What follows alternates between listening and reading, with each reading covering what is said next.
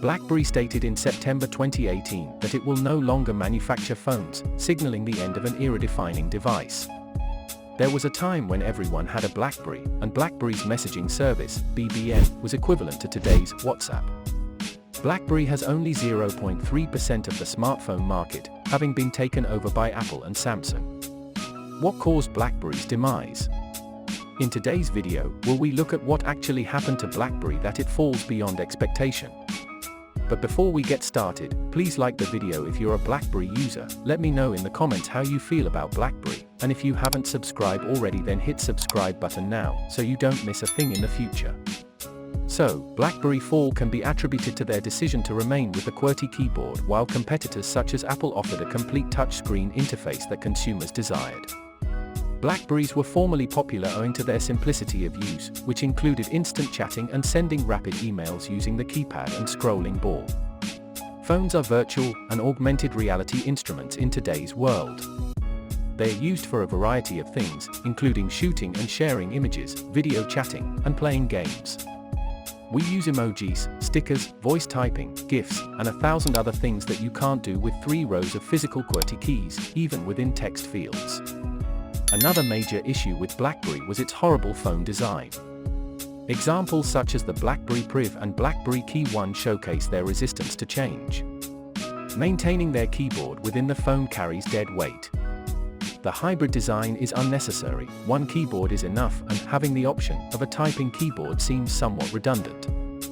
Whilst the likes of Apple were innovating, tweaking and examining every aspect of the iPhone, BlackBerry's phones were heavy, clunky and never looked nice. Whilst you look at an iPhone and it makes you want to pick it up, it's sleek, slender and looks beautiful.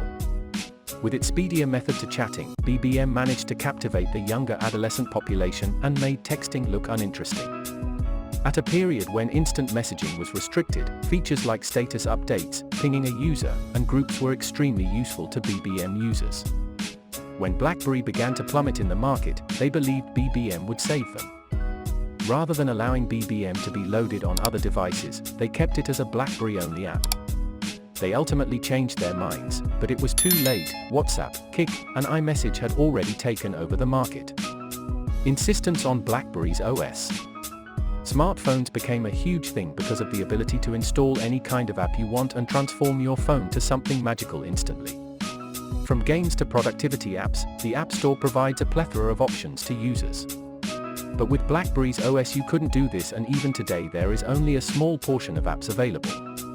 Apps like Facebook and Twitter on the BlackBerry were also difficult to use, and you only got half a screen to view the content. Losing the corporate market. BlackBerry covered 2 main core markets within its prime: teenagers who used BBM, BlackBerry messaging service, and corporate professionals who used the phone for business use. The firm dominated the corporate market at a time when the ability to actually do meaningful work on a mobile device exploded. It also boasted the highly secure platform that ensured content was always encrypted and uncrackable. Losing the corporate market. BlackBerry covered 2 main core markets within its prime: teenagers who used BBM, BlackBerry messaging service, and corporate professionals who used the phone for business use. The firm dominated the corporate market at a time when the ability to actually do meaningful work on a mobile device exploded. It also boasted the highly secure platform that ensured content was always encrypted and uncrackable. At least that was the claim until governments around the world started demanding access. BlackBerry always said that it would never cave into such demands, but rumors abounded that it had done so in nations such as India and Pakistan, no doubt unnerving some security managers. BlackBerry's success of selling to IT departments of huge corporations is what kept the momentum. Imagine the sales director of BlackBerry seeing 90% of all revenue coming from enterprise. It would have been easy for him to just focus on this market segment and forget that anything else existed. However, their neglect of not focusing on the consumer electronic market failed to appeal to the casual audience, which made up more of the market. Underestimating the competition. Perhaps BlackBerry's greatest issue was its lack of respect for competition. While all the tumult and evolution was happening on the Android and Apple front, BlackBerry was more concerned with protecting what it already had instead of conquering new lands. It's the very definition of complacency to think that you have more room for error than you actually do. And that was BlackBerry, a company that knew it had a lot of assets and advantages, and therefore exhibited a reluctance to embrace change and a consistent smugness about what it had already accomplished. A prime example of its reluctance for change is things like keeping BBM locked down to its own hardware in a world where the cross-platform WhatsApp grew into a $19 billion business. In conclusion, BlackBerry was once the Apple of today, but its hubris and unwillingness to adjust led to the phone's demise. It's a perfect illustration of how, if you're not willing to try new things, you should push the boundaries, especially in the technology industry. You'll be left in the dust. Apple's dubious decision to remove the headphone port was a dangerous move, but it is now a standard feature on current phones. This is exactly the kind of move BlackBerry should have made when its product was at its peak.